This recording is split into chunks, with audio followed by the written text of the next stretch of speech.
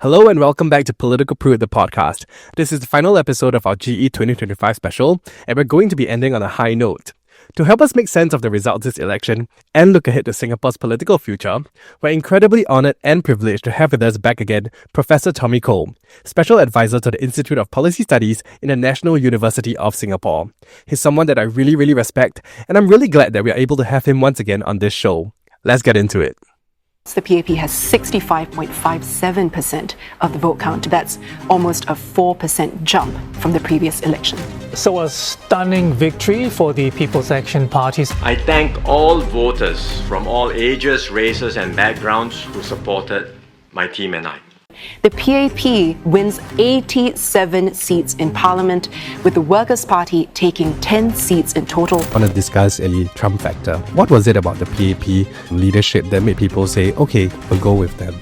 Trump is not a party to the election, but he is an important actor that's influenced so many elections around the world. When there's a flight to safety, people, of course, vote for PAP. So I think Trump has helped the PAP in this election. There was this talk about negative politics.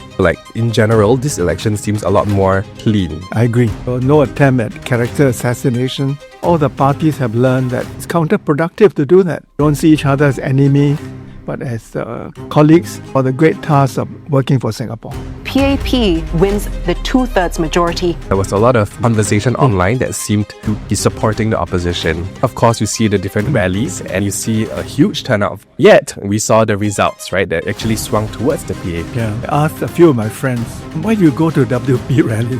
They say WP rally is so entertaining. I love the fact that people attend, it's not translated into votes. I think when we look at the performance of these parties, I think a lot of people expected to do a lot better. There were some parties that performed really quite poorly. So what are your thoughts on these parties? My message to myself is that maybe apart from WP, there's no future in the other opposition parties. There's no future for independence. I would say that PAP continue to dominate Singapore politics. Professor Tommy Koh, welcome to Political Prude, the podcast. Thank you. Well, the GE has concluded, and I just wanted to talk to you about the results, right? Because I think when I speak to my friends and, read the news and listen to all the different podcasters, I think a lot of us say that we are quite surprised by the results. So I just wanted to hear from you what your thoughts are when you first found out about the results. I mean, when I look at elections all over the world, I'm just so happy that our election took place peacefully, without controversy, and nobody questioned the integrity of the process. I mean, to me, that's very important, The results surprised some of the pundits. Before the election, I asked them, will the PAP's share of popular vote go up or down? I think all of them said it will go down. Yes. So, but it actually went up from 61 to 65. I think there are two reasons to explain this. One is Lawrence Wong's personal popularity. I think he's done a good job. The people have taken to him, accepted him as their new leader. The other factor is the Trump factor. Although Trump is not a party to the election, but he is an important factor that's influenced so many elections around the world. The most dramatic being the election in Canada, where the Liberal Party came from more than 20 points behind and overtook the Conservative and won, The Trump factor was also a factor in the recent Australian election, In Singapore, President Trump's tariffs and antagonism towards multilateralism, China and so on, has created an external environment that appeared threatening. And I think when that happened, people will flee to safety, as they say, right? And PAP is safe. So I think it helped the PAP. I understand. So I guess I wanted to talk a little bit more about the two factors there. Okay. The first being Lawrence Wong's popularity. Yes. So a lot of people have said that, he had only had a very short runway as a PM, about a year or so in the lead up to this election. And therefore they saw that as a disadvantage. But what was it about his maybe personality or policies that you think appealed to people that made him so popular this election as well? I think he gained prominence and to some extent the endearment of many women during a time when he was a member of the task force in COVID-19. He really did well. And he came across as somebody who's sincere, honorable, who had empathy for people. I think that really made him nationally known, and to some extent that prepared him for the premiership. And I think a lot of people like him because he's a rather unusual PAP politician. He didn't go to elite school, came from a minority in the Chinese community, which in the past would have made him ineligible, his father being Hainanese. Went to a neighborhood school, fond of playing the guitar.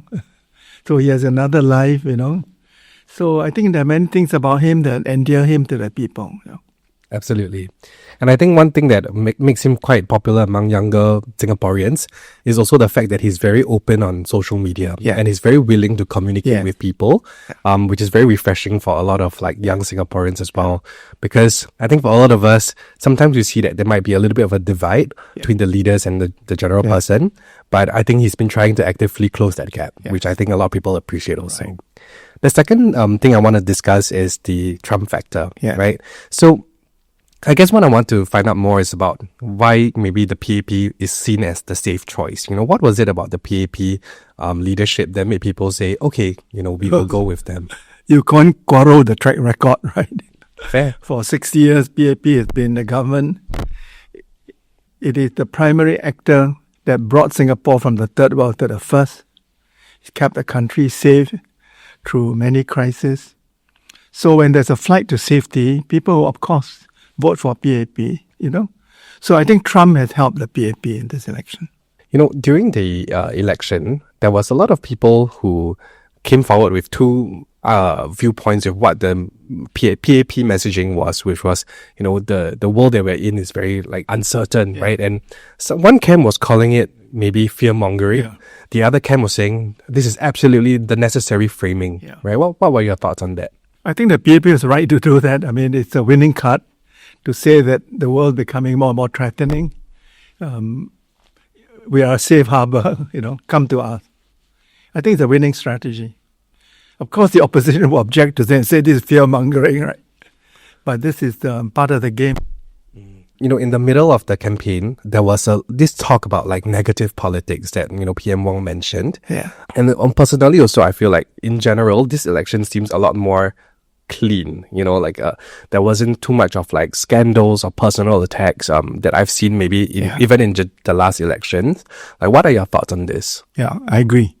I think compared to past elections, the government didn't use POFMA against any opposition candidate. There was no attempt at character assassination that used to be part of the toolkit, when it comes to election.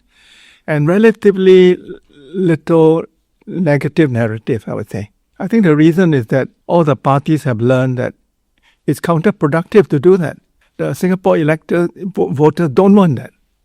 They are against the use of all these tactics. Do you think that this is kind of a signal towards more clean politics in the future, or is it just for this election? I think so, and not just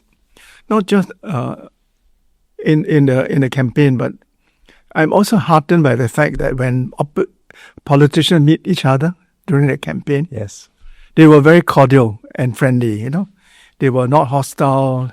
I mean, in the past, I remember there was some unhappy incident, right? Nothing like that. So we've come a long way. I think we've become more mature. We don't see each other as enemies, but as competitors. But in the end, colleagues for the great task of working for Singapore. Absolutely. I was looking at photos even early on with Miss Polisan and Dr. Chee Soon Juan shaking hands. And then even in the battleground of Punggol, Mr. Harpreet Singh and Mr. Tan Kim Yong were shaking hands.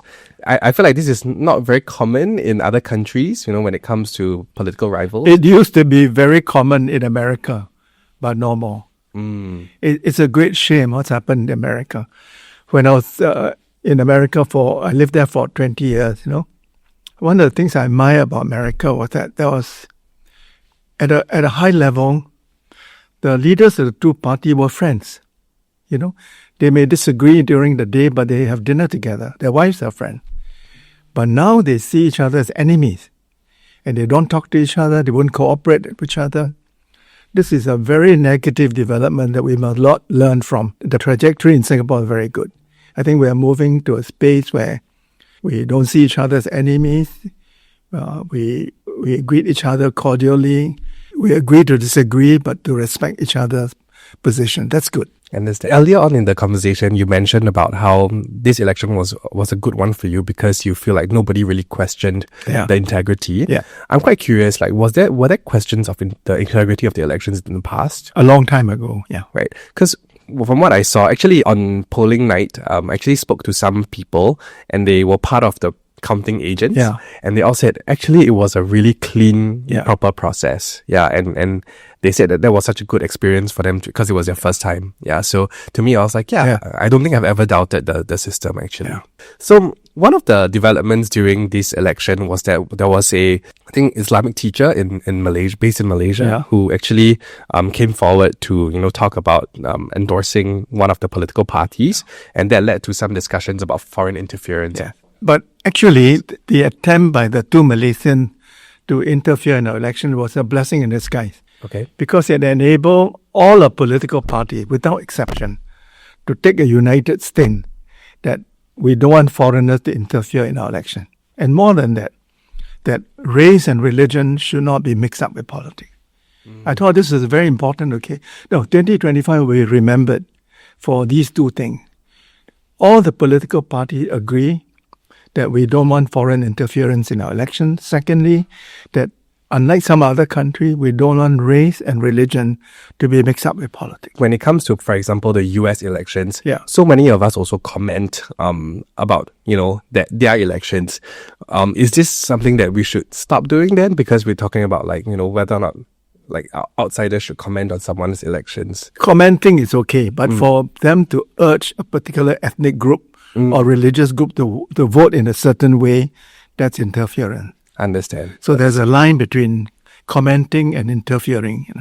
All right. So speaking of the online space, I think almost every day when I'm scrolling all the different apps, whether it's Facebook, Instagram, TikTok, Twitter, X, what I was seeing online was a very pro-opposition narrative. There was a lot of conversation online that seemed to be supporting the opposition. And then, of course, you see the different rallies and you see a huge turnout for especially the WP rallies, right?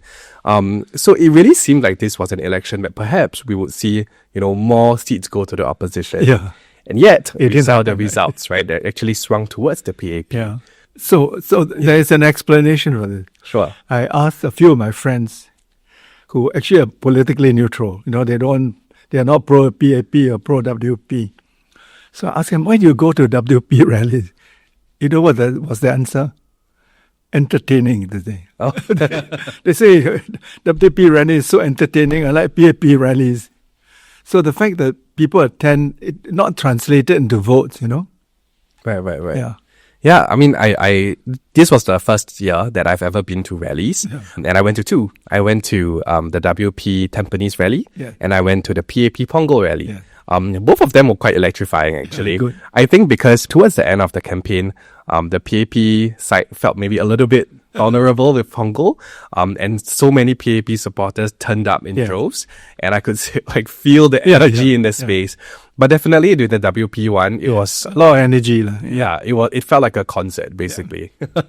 But in terms of the online space, right, I think more and more people are willing to discuss politics, even just casually among friends, publicly, right? What do you think about this as a development of political discourse in Singapore? I think it's a natural progression, right? I mean, we're living more and more into the digital space, so it's natural that the discourse in one sphere will be transferred to another sphere. It's natural, Right? Nothing to be worried about.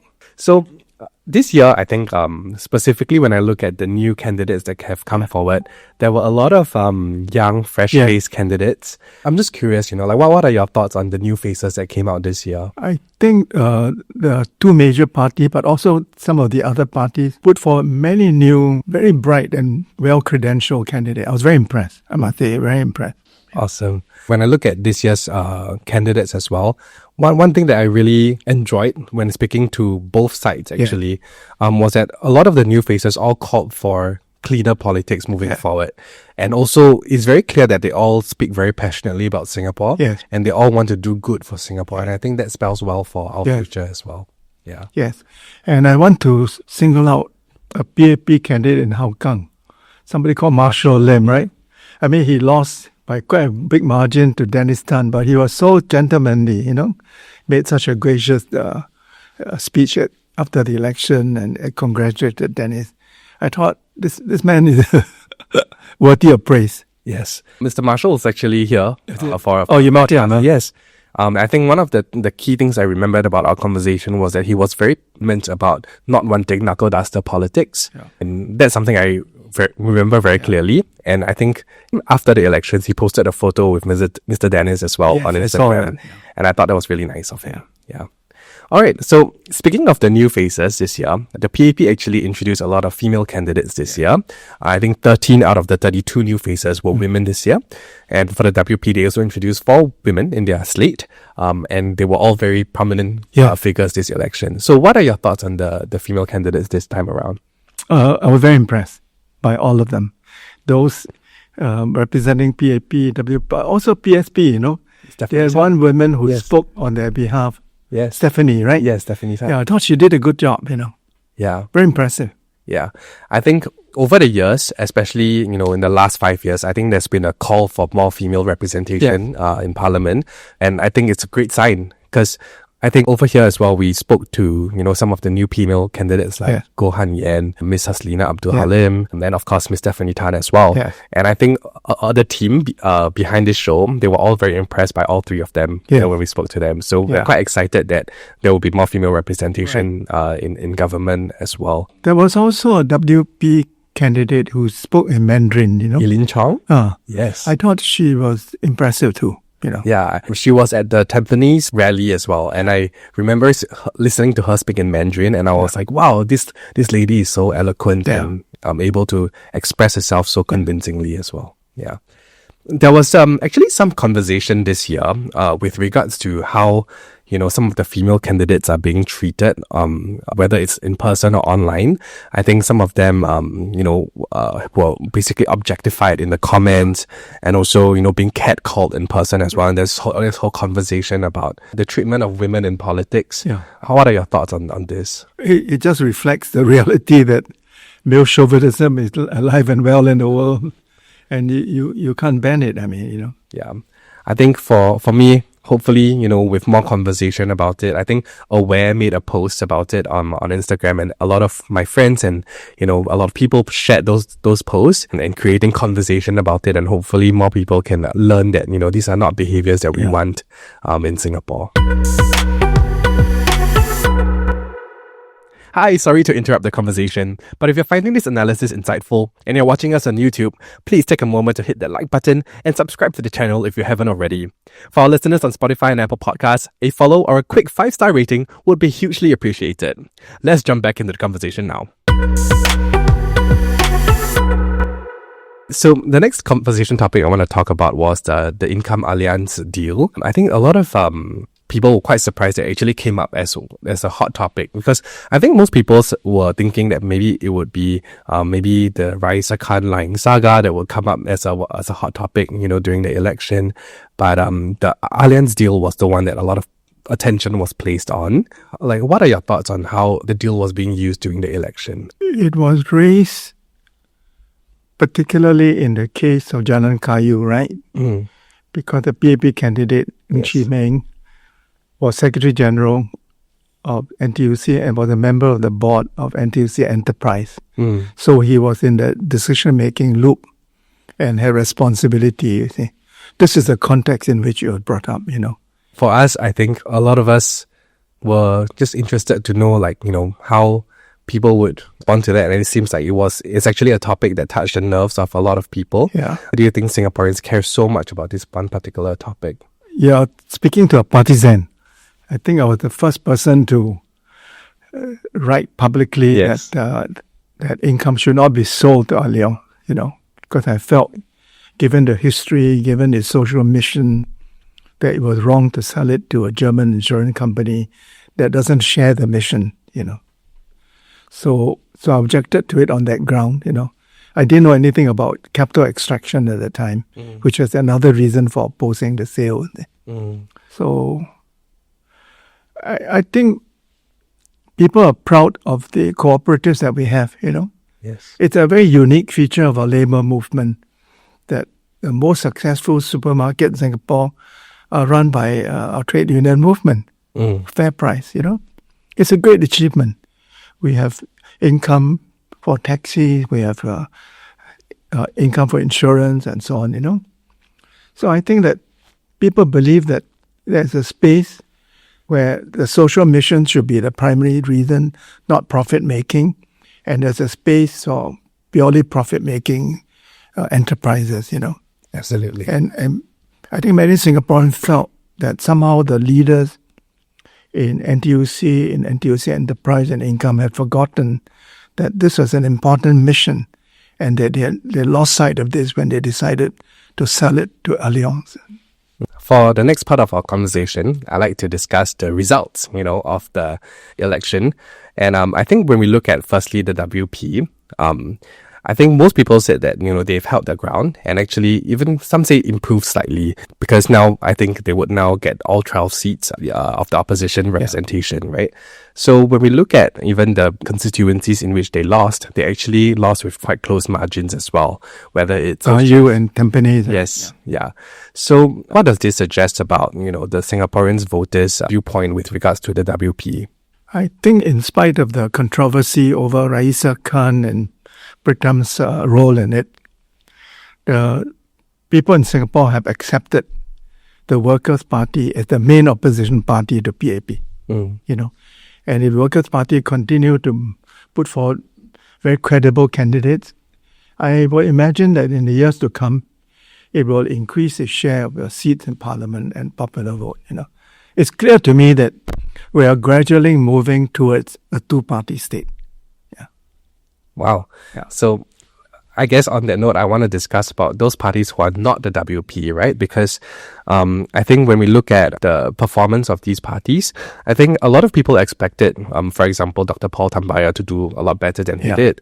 And also the West Coast GRC team, the West Coast Jurong West GRC team with Dr. Tan Cheng Bock, but they both actually performed lower than expected. Yeah. And there were some parties that performed really quite poorly with less than 1% of the vote. So what are your thoughts on these parties? I think my good friend Cheng Bock and Paul Tambaya are going to score me, but Oh no. but I'm going to say that if you want to be in opposition and you have any chance of being elected, join the Workers' Party. When I read online perspectives, there were some observers that say, I think this might be the end of the PSP. But at the same time, I guess maybe because I'm a bit more soft-hearted, I say, well, they're still quite a young party. It's only been 5 years. They have a lot more time to regroup and recalibrate. What do you think? Should we show them grace and allow them to...